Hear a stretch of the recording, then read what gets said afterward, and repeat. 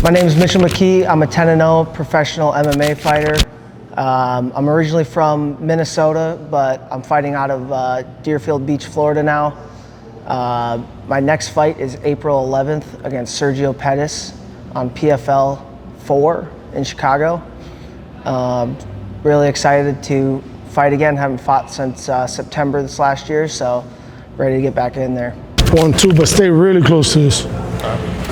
Slow, real slow. And when you get to the end, same thing going backwards. Yeah, I was not expecting this, I'll tell you that much, but I was supposed to fight someone else and maybe co-main, like on the Pittsburgh card or something, but Sergio's opponent, whoever, I don't know who he was supposed to fight, fell out and they asked me and I just said yes. Because I mean, I feel like too many people are scared, especially nowadays in MMA, to take that jump and just like seize the opportunity. So I felt like it was a good opportunity to just say yes and go do it and make a splash in my debut. You know, it's my goal is to go get the belt. So either I was going to fight an unranked guy or I get to fight the #1 contender. So I think, you know, I wanted to fight the #1 contender because that gets me, you know, next fight for the belt. Time. Now we're gonna go.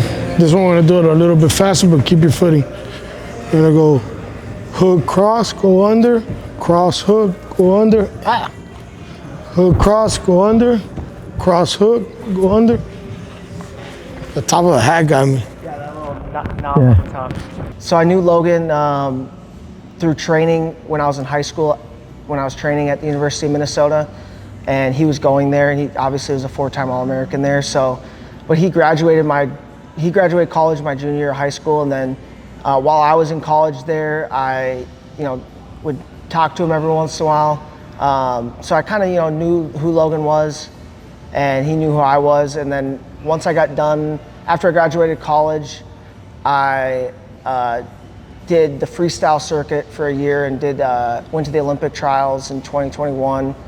And then once I got done with the Olympic trials, I kind of didn't really know what I was going to do next, if I was going to go get a job or try to keep doing freestyle wrestling. So Logan just coincidentally called me the next, like right after the Olympic trials, and just asked me, like, why don't more D1 wrestlers fight? Which at that time in 2021, not a lot of D1 wrestlers did.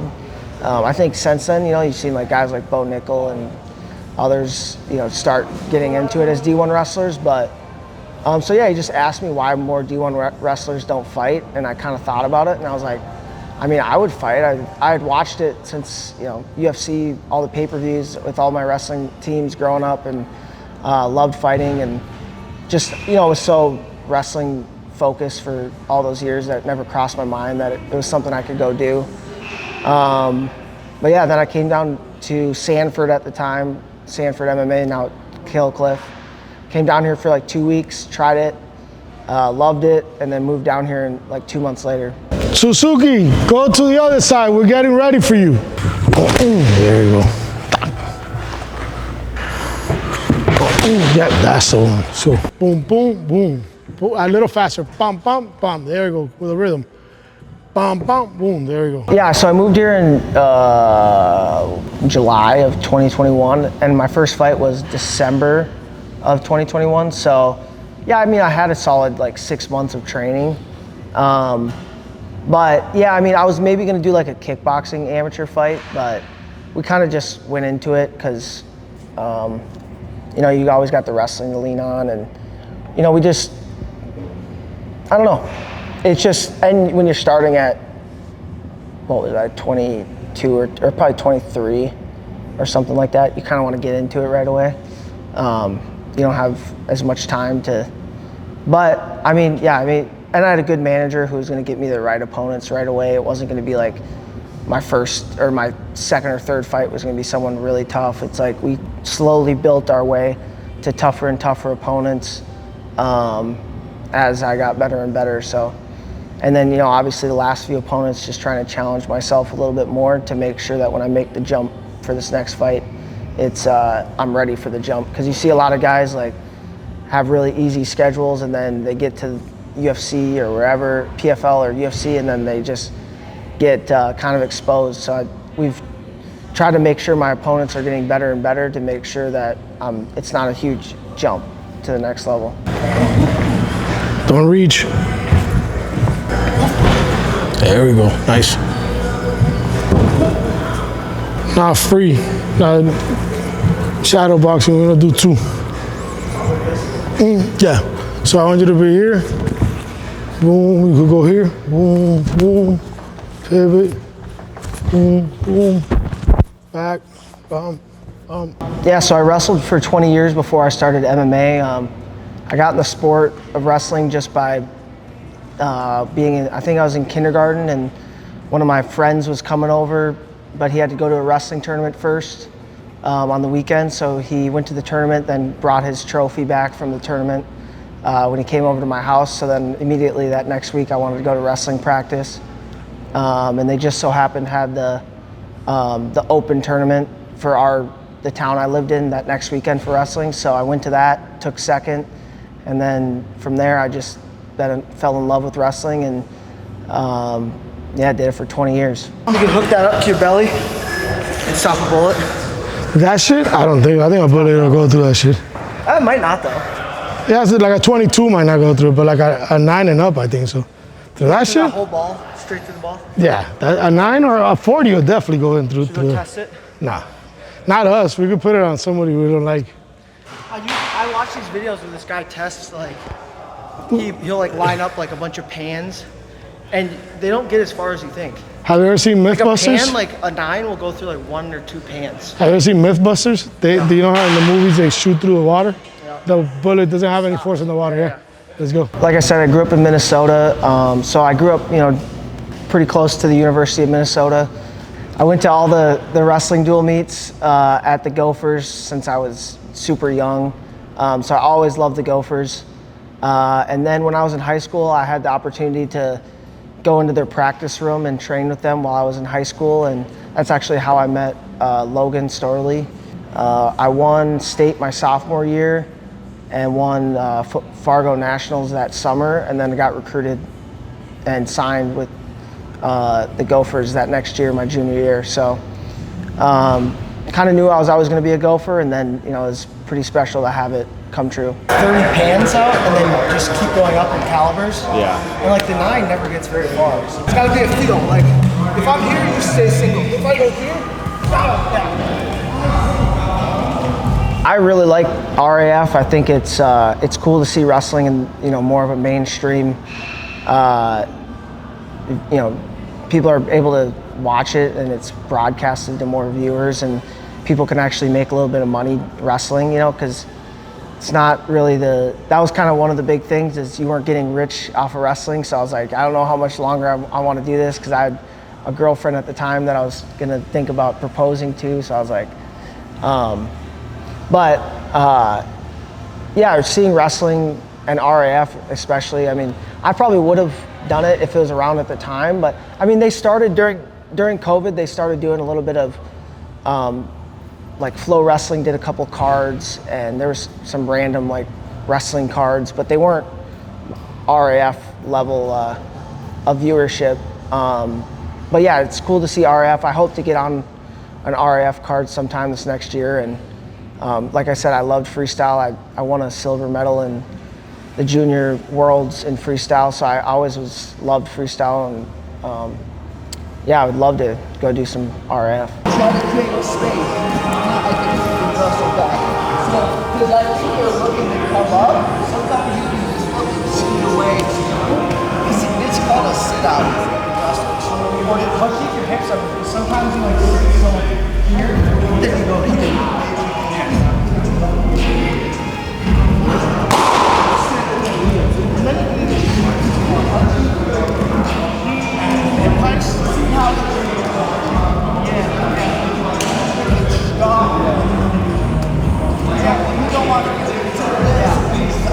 The gap of like why more D1 wrestlers don't do it is because I think you kind of get pushed, because it's been the growth of regional training centers. So lately, I'd say over the last 10 years, all the big colleges have regional training centers. So they keep guys around after to try to make world and Olympic teams in freestyle, and they pay them.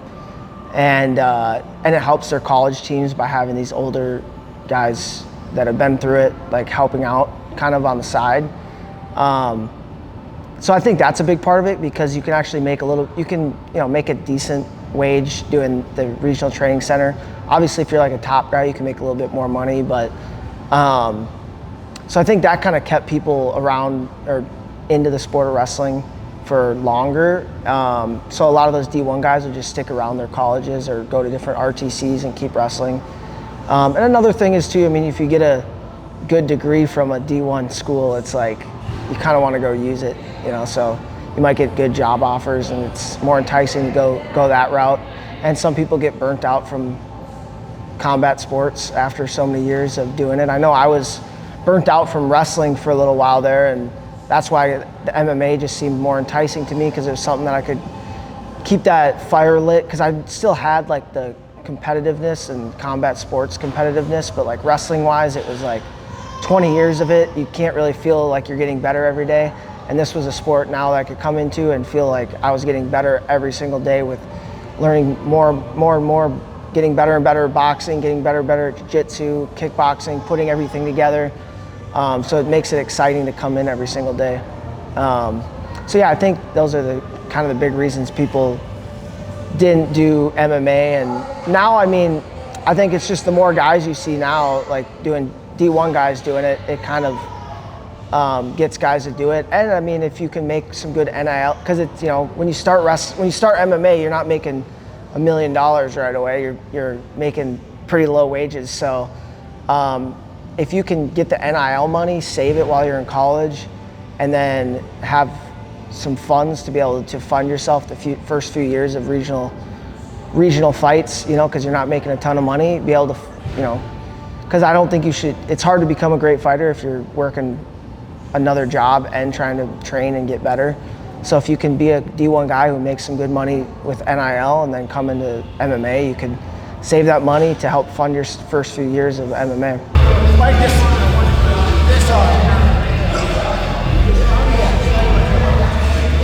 Yes. That's just a waiting. Just waiting. Waiting game, yeah. Just like a little pressure. It's going to take longer. But I can feel it slowly. Got it. Yes. I put there's a wrestler that's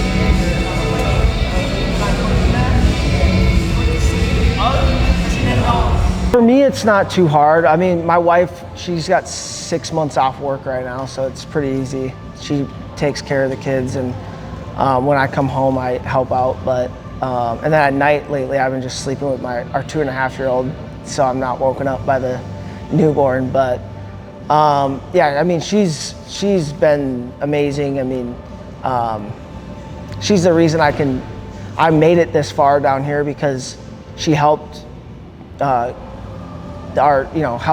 She worked the whole time while she was down here, and so that I didn't have to go get a job. She worked and, you know, basically helped me be able to live down here in South Florida and just train every day, twice a day, and not have to go get a job. And like I said, I think it's hard to develop to your full potential if you're trying to do another job and trying to do MMA. So that's been huge. And yeah, adding the kids in now, I mean, having the two, it's not much different, I guess. I mean, honestly, the newborn's easier than the 2.5-year-old. You always think like it's gonna get easier, but it slowly gets harder and harder. So the second one here, the last 2 months ago, I remember looking at my wife in the hospital being like, this is the easiest it's gonna be right now. Because our 2.5-year-old's just a menace right now, but it's fun.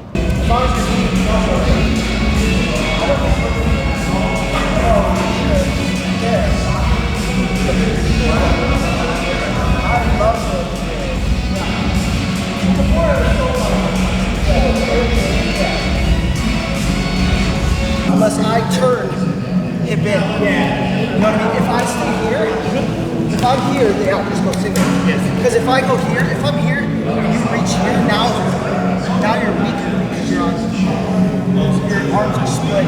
Yeah. Stay here.